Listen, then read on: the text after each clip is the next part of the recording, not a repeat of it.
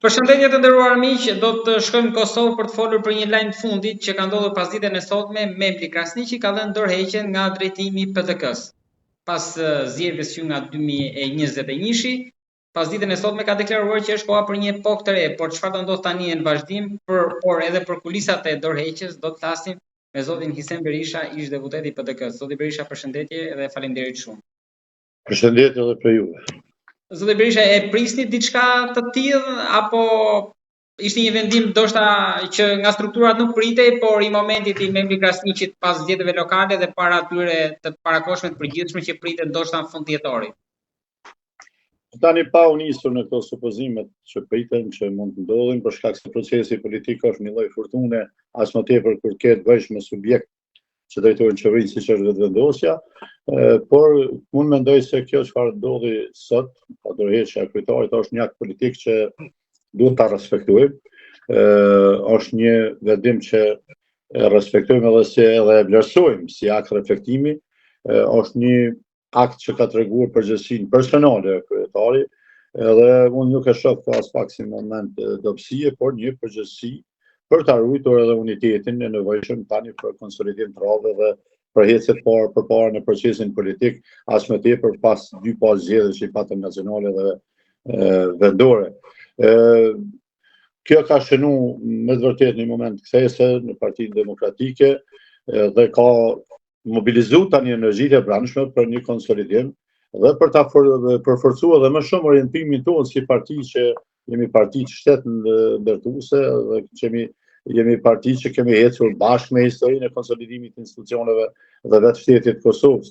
Mos harrojmë se Partia Demokratike është ndërtuar mbi parime të qarta të lirisë dhe përgjegjësisë që kemi pas gjatë këtij procesi dhe vetë shtet ndërtimi, dhe këto vlera nuk varen pra nga një emër apo emra individual brenda subjektit, por janë themeli i përbashkët të gjithë neve që përbëjmë strukturën politike të kësaj partie. Partia Demokratike ka institucionet veta të qëndrueshme, të brendshme, edhe ka një kulturë demokratike që garanton zhvillimin e saj edhe politik edhe funksional. Unë mendoj se kjo pikë reflektimi kryetarit duhet na bashkojë gjithë neve për ta forcuar edhe më shumë në organizatën tonë politike dhe për ta ruajtur stabilitetin e vendeve brendshëm, duke kthyer gjitha këto energji tek misioni themelor që e kemi si subjekt, pra mbrojtjen e interesit edhe qytetarëve edhe të shtetit të Kosovës. Kemi kaluar sprova të tilla. Tani po. Pra, nëse do bënim një përmbledhje të këtyre viteve të drejtimit nga membri Krasniqi të PDK-s, ky ishte maksimumi, gaboi më shumë se sa bëri mirë? Dëgjoj, tani ne jemi përballë me situata të tilla kur kemi kriju vakancë leadershipin e parti dhe gjithmonë kemi ditur të ringrihemi si strukturë, të ringrihemi edhe më të fortë, edhe më të bashkuar dhe edhe më të qartë në vizionin tonë. Unë mendoj se edhe kësaj herë do të dëshmojmë, edhe po dëshmojmë maturi politike, por edhe atinitetin e brendshëm institucional si parti dhe për kushtimin ndaj rrugës që na bashkon gjithë neve që e përbëjmë këtë strukturë. Unë çka kisha dashur me theksu, me përgëzu kryetarin për leadershipin e drejtashëm, sepse shqipe ka marrë partinë në moment shumë kritik. Do të thotë kur liderët kryesorë të saj ikën në Hagë dhe ishim të atakuar dhe të sulmuar pamshirshëm, jo vetëm nga brenda, por në gjitha forma si subjekt politik, duke bërë generalizim të çdo vepre tërë që kishin stisur shërbimet serbe, prokuroria, këtë duke e faturuar partisë, duke munduar të harxojnë tërë partinë, sepse generalizimin vetë është një lloj vepre penale. Mirë, po çka? Ka arrit ta stabilizoj, ka arrit ta unifikoj faktorin politik brendshëm dhe ka arrit të kthehet misionit partisë, dhe kemi pas një ndalje të kësaj rënje që shifej rapide të partisë u ndal dhe u konsolidu më njëherë. Kemi arrit për shembull të dalim parë në zgjedhjet lokale të kaluara. Pastaj ka ndodhur të gjithë këta që ishin struktura që u krijua me ardhmën e zotit Krasniqi, si Urani Ismaili, Vlora, Arif Tahiri e tjerë, Albelari e tjerë, arritën ta hapin partinë, ta krijojnë një strukturë dhe ta ruajnë stabilitet. Pra, dolëm si parti e dytë në zgjedhje, edhe faktikisht ishte një propagandë e fuqishme, për ndryshe ishin fuqishëm të etabliuar dhe në këto zgjedhje po rezulton se jemi partia e parë me votën popullore dhe jemi partia e parë në qoftë se i llogarisim 6 komuna plus ato të zotit Ladrov siç deklarohet si PDK dhe është PDK, atëherë jemi me 7 komuna dhe partia e parë si votë popullore. Pra jemi në pozicion të mirë dhe për këtë duhet përgëzuar dhe është meritë e zotit Kurti, e zotit Krasniq. Zoti Berisha, po a e dëmtoi çfarë duhet vënë në pa? Ka qenë, është një moment, shqipe gjithmonë në politikë, në leadership, është një moment kur vjen që ti s'ke çka jep më. Dhe atëherë mençuria dhe reflektimi më i mirë është kur ti hap rrugë. Hap krahun që thoni ju, dhe hap krahun për energji të reja. Hap krahun për njerëz me vizion që mund ta shqojnë për edhe më tutje projektin e partisë dhe objektivat që ajo ka. Ka pas një, shqipe duhet ta pranojmë, ka pas një ta quaj gabim kushtimisht të gjithë spektrit gjatë politik në Kosovë, të dyja partive dhe le të kenë këtë njëjtën smundje, që është lejuar të bëhet demonizimi i figurave partisë demokratike në këtë rast, të cilat identifikohen me historinë, me rrugtimin historik të Kosovës, që nga organizimet e para të lufta, liria dhe diplomacia dhe pavarësia. Dhe është lejuar demonizimi i tyre i skajshëm, duke mos krijuar një trup mbrojtëse brenda partijake që reagon dhe që shpërfaq vlerat e vërteta të këtij kontingjenti personalitetesh të shquara, ta zom, mund përmendin me emra të përveçëm, siç është Xhavit Haliti, Adem Graboci, shumë emra të tjerë që janë strukturë drejtuese të partisë. Tani, çka kam edhe një defekt këtu. Ne jemi si subjekt dhe si shtet në kërkim të atij autenticitetit tonë politik, si shtet, si shoqëri. Ende nuk e kemi autenticitetin tonë politik dhe identitetin tonë politik dhe kombëtar dhe shtetëror. Njëjtën situatë janë edhe leadershipet brenda subjektëve. Dhe shumë ka pesh rruga dhe forma si vije deri tek pozicioni i leadershipit brenda një subjekti. Pra, shumë ka pesh a ki fuqin e votës apo je figurë nominale, e nominuar. Dhe kjo pastaj ta jep autonominë, pavarësinë dhe fuqinë e veprimit politik. Pra, e implementimit vizionit ton të pandikuar nga ata që në një garë të hapur nuk kanë arrit të sfidojnë në proces politik. Dhe mendoj se këtu është fshehë edhe dobësia nganjëherë apo ndonjë reflektim dobësie që ka mund të shpërfaqen leadershipet partijake, në këtë rast po flas edhe zotin Krasniqi.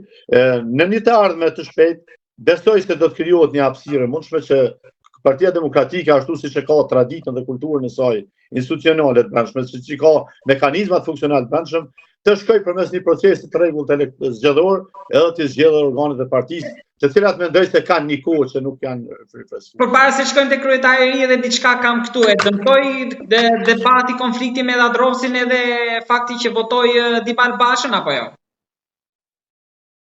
Shive, kur deveja thonë u ranë gjojnë ku i vunë kurën e lepër. Dhe nuk ishte në i perë specifike. Por kur je i atakuar dhe i sulmuar për gjitha onve, pastaj secili element nga pak ndikon në rrëzimin politik dhe të fuqisë politike të një lideri.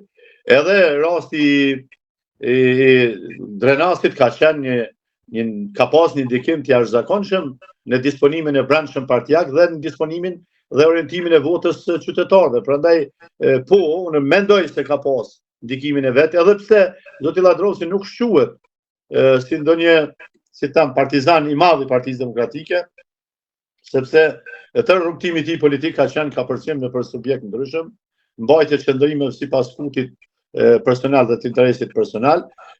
Si lider lokal, si udhëheqës i bashkisë atje, ka treguar rezultat, është kampion mirë siç e thot ai, dhe prandaj edhe kanë mbështetur qytetarët. Por në raport me partinë ka pas hapje, ka pas mbyllje, ka pasur largime, reagime, pakënaqësi, hatërmbetje, të cilat e kanë ndikuar normalisht edhe procesin e brendshëm. Votimi i këtij nomadit, si e pat emrin, Dibal Basha, për kryetar të kuvendit, unë mendoj se kjo ka qenë shumë e dëmshme, nuk i ka kontribuar stabilitetit të brendshëm politik shtetëror, po flas, sepse kemi me të bëjmë me një figurë që është pa integritet, një figurë që ju e shihni në eventet ndërkombëtare, domethënë kur NATO i organizon diçka nuk e rezervojnë as vendin si zyrtar shteti, tash një kryetar kuvendi që nuk e pranon NATO-ja dhe nuk i rezervon vendin ulsen, atëherë imagjino çfarë qëndrimi ka ndaj shtetit si tërësi, sepse kryetari i kuvendit është njëri me përgjegjësi brenda vendit. Por për personalitetin e tij individual, është shumë larg, është tetë larg identitetit që duhet ta bardhë dhe integritetit që duhet me pas një lider. Prandaj gjitha këto kanë ndikuar në krimin e pakënaqësive. Mirë po, ne si persona duhet jemi të matur, sepse unë mendoj se Partia Demokratike megjithatë ka arritur të mbijetojë ndaj gjitha këtyre sulmeve, këtij frontit të hapur, të edhen veç në zgjedhjet 2021, të gjithë kanë vend vit kuqe me Partinë Demokratike. Domethënë një izolim i tërshpishëm kombëtar ka qenë. Dhe me marrë drejtimin e një partie në atë situatë, do është një sakrificë shumë e madhe. Edhe kjo ka qenë një moment që me të vërtetë është dashur me pas se ku qëndron fuqia e zotit Krasniqi apo kurajo për të vënë kryet një subjekti që ishte sulmuar po thuaj nga gjitha. Megjithatë perceptimi ishte një kryetari shumë të qetë ose të butë dhe se mori ndoshta përgjegjësinë edhe asnjëherë për të kandiduar për të qenë kandidat për kryeministër. Po, edhe këtu kanë pas efektin e vet. Tani në qoftë se ta zëm për kryetar për kandidat për mandatar qeverie vendos ta zëm këtë rast ishte zoti Hamza ose për kryetar të kryeqendrës që ka peshën e votës pothuajse tamam me baraz me kryeministrin kryeqendrës Prishtinës që atë zotin Ismail atëherë pse të shërben kryetar Llako dhe kjo pyetje është dëgjuar në përdorat partijake. Mirë po megjithatë mbetet një figurë që duhet të vlerësu për punën dhe kohën sa ka qëndruar në krye të partisë, përkundër faktit se ka ardhur në rrugët e tilla të imponuara të votimit brenda konventes me procedura që ende nuk janë në harmoni me një proces të rregullt zgjedhor dhe gjithmonë ka ekzistuar paragjykimi se është i stisur nga qarqe strukturat fuqishme dhe kutadione dhe këto e kanë ndihmuar ndoshta edhe për ta pasur atë autoritetin drejtues si lider partie apo si një lider në institucione shtetërore. Zoti Berisha, pas bekimit që i dha Memli Krasniqi, shumë në rrjetet sociale kanë filluar të urojnë Bedri Hamzën për postin e kryetarit. Ju mendoni që është i duhur ai për drejtimin e PTK-s? Tani, shife, këtu nuk bëhet fjalë për të duhurin ose jo, me automatizëm bazë të organeve dokumentacionit të konsolidues të partisë vjen nën kryetar, njëri nga nën kryetar dhe ushtron detyrën deri në mbajtjen e konventës. Në konvent nuk do të thotë se është një kandidaturë, është një propozim i zotit Krasniqi, mund të paraqiten edhe propozime të tjera. Pse jo? Afrima dhe demokracia brendshme tolerohet dhe pastaj do të shohim se kush do ta drejtojë. Personi më i përfolur, më i paragjykuar se mund të drejtojë më së miri partinë është zoti Hamza. Nëse konventa do të vendosë, sepse edhe kjo është një zgjedhje e jashtëzakonshme, nuk është ajo zgjedhja e duhur që pritet për të bëhet përmes procesit zgjedhor brenda partisë, por është një zgjedhje domosdoshme për shkak se jemi në proces edhe të përmbylljes ballotazhit, por edhe të zgjedhjeve nacionale që mund të pritet shumë shpejt ose konsolidimit e institucioneve të brendshme qeverisë e tjera dhe po i mori votat edhe zoti Hamza. Shqipe, Bedri Hamza është një personalitet që është histori e suksesit, është identiteti apo ta them më trosh çdo arritje në këtë vend. Që nga momenti kur është marrë si rënoi pas luftës. E deri tek momenti kur e shohim sot me tërë këtë infrastrukturë të konsoliduar dhe proces shtetëror, atë mozaikun institucional shtetëror të përmbyllur, e kanë në nënshkrimin e Bedri Hamzës. Qoftë si ministër financës, qoftë si guvernator banke, qoftë si në gjitha pozitat, ky ka qenë në nënshkrimi i tij që ndron në çdo sukses infrastrukturor dhe zhvillimor të Kosovës.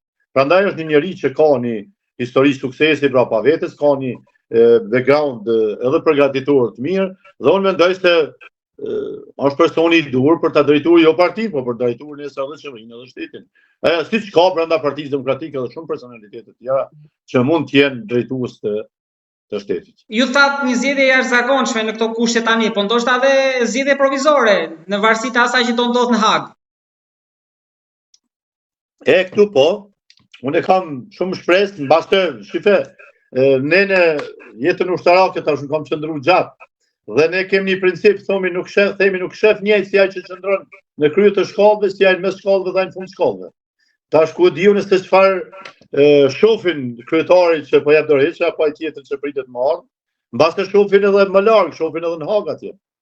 Dhe mund të ketë edhe një zhvillim tjetër që unë e pres, do të thotë dalin lirit e liderëve të partisë.